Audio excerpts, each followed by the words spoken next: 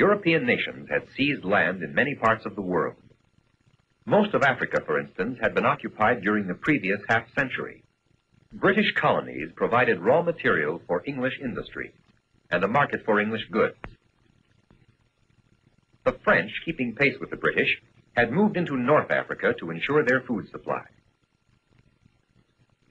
Germany, a latecomer, was fighting for its share of world trade and demanding fuller recognition as a world power. Bitterness grew as the great powers of Europe built up huge armies and formed into two hostile camps. Each nation pledged to fight if any of its allies were attacked. One alliance included Germany, Austria-Hungary, and Italy, called the Triple Alliance. Opposing them was the Triple Entente of France, Russia, and England. These complex tensions finally exploded into war. The crisis began in June 1914, when Serbian patriots in Bosnia shot and killed the heir to the Austro-Hungarian throne, then visiting the capital, Sarajevo.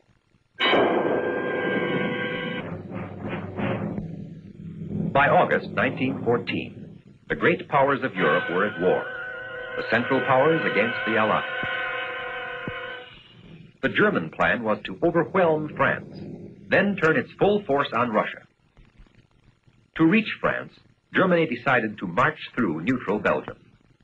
When Belgium resisted, Germany let loose its guns on that small nation.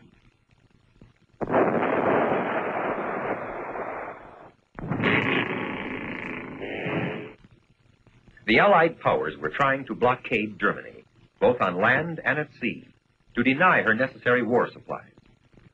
Germany was trying to starve England by destroying her shipping with a new weapon, the submarine. Early in the war, the British Navy cut off Germany from her colonies and swept German ships off the surface of the sea. Britain impounded the cargoes of neutral ships, including those of the United States, if they were bound for German ports. In spite of heavy losses, neither side had been able to make decisive gains. Italy had deserted its former alliance and was now at war against Germany, while Turkey had entered on the side of Germany. On the vast Russian front, the Germans were winning. But on the western front, across northeast France, the gigantic armies were deadlocked. Their trenches faced each other across a bleakness called no man's land. Britain still hoped that her blockade would defeat Germany. Her battleships patrolled the open sea. German submarines, on the other hand, had sunk thousands of British ships. More than 5,000 British ships were sunk during the entire war. There were German successes on land, too. The British effort to complete the encirclement of Germany by occupying the Middle East was defeated by the Turks at Gallipoli. The Germans conquered Romania in a few weeks. There were smashing victories on the Eastern Front. Russia was beginning to collapse from the internal strife that later led to revolution. Italy, too, was beginning to weaken, but the British blockade was proving effective. Germany, desperately working against time, decided to risk renewal of unrestricted submarine warfare.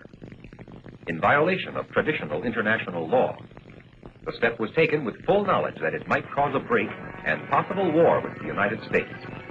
March 1917, 5 American ships were sunk.